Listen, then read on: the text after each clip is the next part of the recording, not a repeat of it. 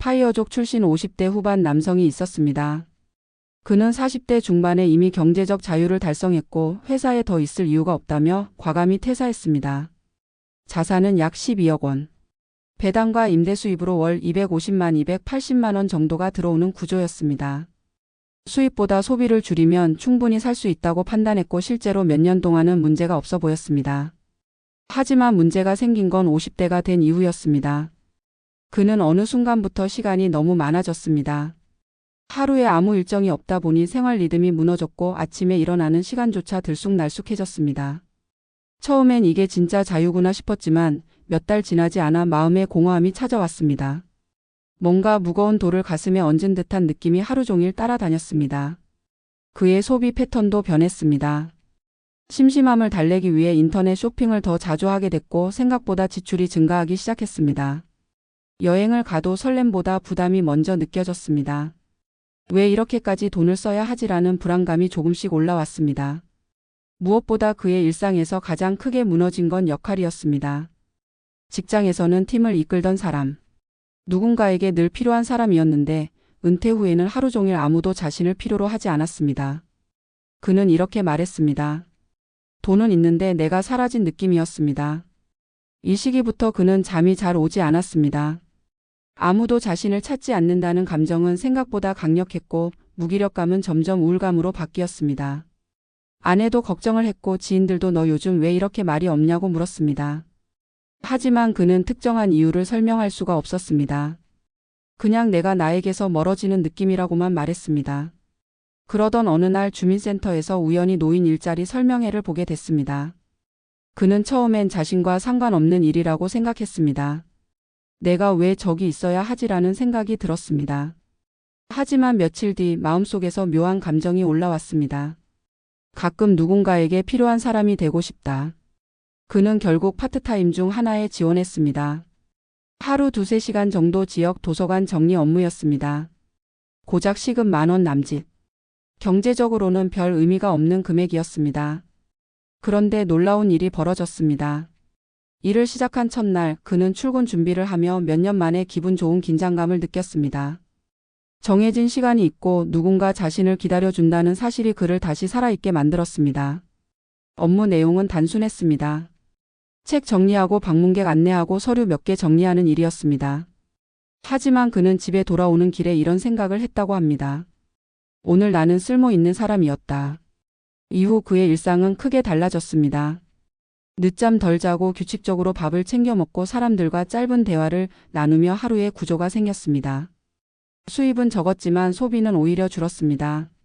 충동 구매가 없어졌고 필요 없는 지출이 자연스럽게 사라졌습니다. 정신이 다시 살아나자 돈도 지켜지기 시작한 것입니다. 무엇보다 그는 다시 웃게 되었습니다. 사람들과 부딪히고 작은 역할이라도 수행하면서 삶의 의미를 되찾은 것입니다. 그는 이렇게 말했습니다. 저는 돈 때문에 다시 일한 게 아닙니다. 저는 저를 다시 찾고 싶었습니다. 전문가들이 말합니다. 파이어족이든 은퇴자든 가장 위험한 것은 돈이 아니라 일상의 붕괴라고. 하루의 구조가 없어지면 생각보다 빨리 무기력해지고 그 무기력은 우울과 불안으로 이어집니다. 그리고 심리적 불안은 소비를 증가시키고 소비 증가는 다시 재정적 압박을 만들어 악순환을 일으킵니다. 반대로 하루에 2~3시간 일하면 놀라운 변화가 나타납니다. 수입 이상의 심리적 안정. 역할이 있다는 안정감. 내가 누군가에게 여전히 쓰이는 사람이라는 자존감. 이것이 노후를 지키는 가장 강력한 안전장치입니다. 많은 사람이 묻습니다. 파이어족이면 굳이 왜 일을 다시 해요? 하지만 실제로 가장 빨리 무너지는 사람이 일정이 없는 사람입니다. 돈은 쌓였지만 삶은 비어있는 상태. 이것이 조기 은퇴의 가장 큰 함정입니다. 결국 이 남성은 파이어족으로 은퇴했던 시절보다 지금이 훨씬 안정적이라고 말합니다. 적은 돈을 벌어도 삶의 무게 중심이 다시 잡혔기 때문입니다. 일은 돈을 벌기 위한 수단을 넘어서서 노후의 정신을 지켜주는 일종의 방패입니다. 그리고 마지막으로 그는 이렇게 말했습니다. 저는 이를 통해 다시 사라졌습니다. 저를 필요로 하는 사람이 있다는 사실이 제 노후를 살리고 있습니다. 파이어족 출신의 이 남성이 다시 이를 선택한 이유는 단순히 심심함을 달래기 위한 것이 아니었다. 그는 스스로도 처음에는 그 사실을 인정하지 못했다. 돈이 충분했기 때문에 일을 하지 않아도 되는 삶을 꿈꿔왔고 실제로 그렇게 살기 시작했을 때는 자신이 성공한 사람이라고 생각했다. 경제적 자유라는 목표를 이루고 남들보다 한참 먼저 일을 내려놓은 자신에게 스스로 만족했던 것이다. 하지만 시간이 지나면서 그는 눈에 보이지 않는 균열을 마주하게 되었다. 그 균열은 통장 잔고가 줄어드는 속도보다 훨씬 더 무서운 마음의 균열이었다. 처음에는 단순한 무료함처럼 느껴졌다. 몇 달 동안은 여유롭게 책을 읽고 운동도 하고 가끔은 여행도 다니며 은퇴자의 평범한 일상을 보냈다. 하지만 어느 순간부터 자신이 어떤 흐름 속에 있는지 감지하기 어려워졌다. 하루의 시작과 끝이 흐릿해지고 해야 할 일과 하지 않아도 되는 일의 경계가 모두 무너져 버렸다. 평일과 주말의 차이가 사라지고 아침과 저녁의 구분마저 희미해졌다. 이것은 단순한 여유가 아니라 삶의 구조가 무너지는 신호였다. 그는 이 시기를 지나며 은퇴자들이 가장 많이 겪는 심리적 공백을 그대로 경험했다. 사람은 누구나 일정한 리듬이 있을 때 안정감을 느끼는데 그 리듬이 사라지면 자신의 가치 또한 사라지는 듯한 감정이 찾아온다. 이는 상상보다 훨씬 강력한 무기력감으로 변한다. 돈이 있음에도 불구하고 불안이 줄어들지 않았고 오히려 확대되었다.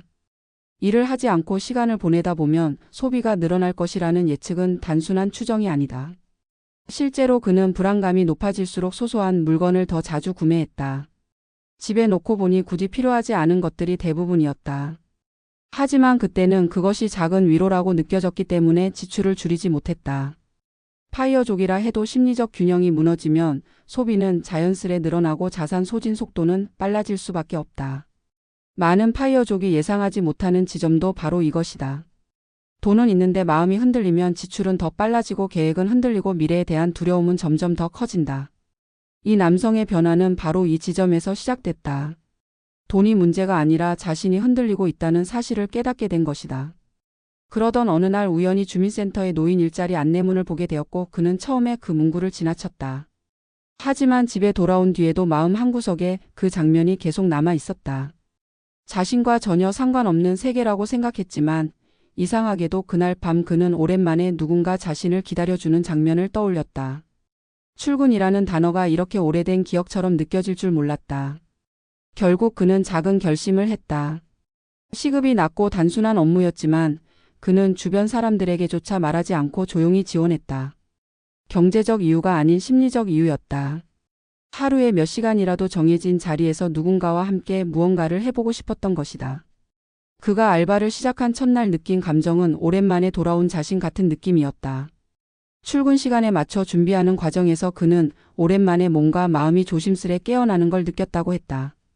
도서관 문을 열고 들어갔을 때 직원들이 반갑게 인사를 건넸고 그는 그 순간에 오래된 기억이 되살아나는 듯 했다고 말했다. 자신이 누군가에게 필요한 사람이라는 감정은 자존감의 핵심이었다. 그날 퇴근길에 그는 사소한 성취감을 느꼈다. 특별한 일을 한 것도 아니고 돈을 많이 번 것도 아니었다. 하지만 그는 자신이 다시 삶의 일부가 된 것 같은 감정을 맛봤다. 그리고 그 감정은 예상보다 더 큰 변화를 일으켰다. 규칙적인 기상시간, 식사시간, 이동시간, 사람과의 간단한 대화 등이 그의 일상에 다시 들어왔고 이것만으로도 무기력감은 현저히 줄었다. 가장 놀라운 건 재정적 변화였다. 심리적 균형이 잡히자 소비가 줄기 시작했고 충동적 지출은 거의 사라졌다. 그는 필요 없는 소비를 하지 않기 위해 애쓴 것이 아니었다. 마음이 안정되니 자연스럽게 사라진 것이다. 전문가들은 이런 현상을 노후 심리 경제의 중요한 특징이라고 설명한다. 돈이 많아도 마음이 불안하면 지출은 늘어나고 돈이 적어도 심리가 안정되면 지출은 줄어든다. 결국 노후 재정은 자산 규모보다 심리 안정성이 더 큰 변수라는 것이다. 이 남성의 사례는 노후의 일자리가 단지 소득 문제가 아니라는 사실을 명확히 보여준다.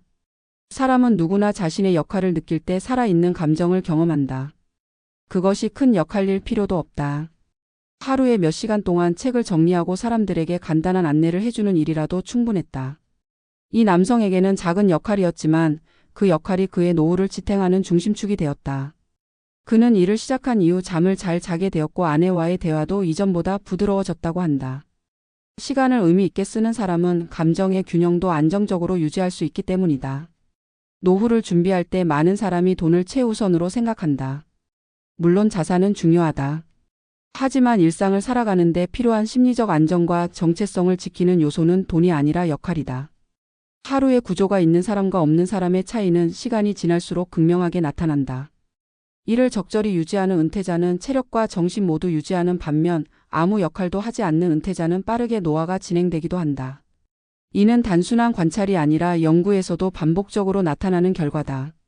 이 남성은 이렇게 말했다. 자신은 돈 때문에 다시 일한 것이 아니라 자신을 다시 찾기 위해 나간 것이라고. 은퇴는 끝이 아니라 다시 자신을 발견하는 시기여야 한다. 그 과정에서 역할이 완전히 사라지면 사람의 정체성은 흔들리고 삶의 의미가 낮아질 수밖에 없다. 이를 소득의 개념으로만 접근하는 순간 우리는 일의 절반밖에 보지 못한다. 이를 통해 얻는 심리적 회복력과 정체성은 노년을 지켜주는 가장 강력한 자산이다. 이 남성은 결국 이런 결론에 도달했다. 돈보다 중요한 것은 자신이 어디에 서 있는지, 누구와 연결되어 있는지, 어떤 존재로 기억되는지였다.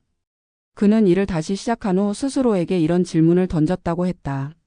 내가 일을 한다는 사실이 아니라 내가 다시 살아있다는 것이 더 중요하다고. 그는 지금도 도서관에서 일을 계속하고 있다. 시급이 오르지도 않았고 업무도 여전히 단순하지만 그는 그 안에서 자신의 삶이 돌아오고 있다고 느낀다. 누군가 매일 자신을 기다리고 있고 자신도 그들을 기다린다. 그 연결이 그의 노후를 지켜주고 있다. 그리고 이 이야기는 우리에게 다시 한번 중요한 질문을 던진다. 노후에 정말 필요한 것은 돈만이 아니라는 질문이다. 결국 노후를 지키는 것은 자산이 아니라 역할이며 삶이 다시 살아나는 순간은 통장 잔고가 아니라 나를 필요로 하는 사람이 생기는 그 순간이라는 사실이다. 우리는 이를 그저 돈을 버는 수단이라고 생각해왔지만 노년의 일은 생존을 위한 최소한의 리듬을 살려주는 삶의 엔진과도 같다. 은퇴 후 무너지는 것은 자산이 아니라 하루의 구조이고 다시 회복되는 것도 거창한 성공이 아니라 작은 역할 하나에서 시작된다. 결국 이 남성의 선택은 우리 모두에게 하나의 메시지를 던진다. 나이가 들어갈수록 중요한 것은 돈을 쌓는 것이 아니라 나를 살아있게 만드는 역할을 잃지 않는 것이라는 사실이다.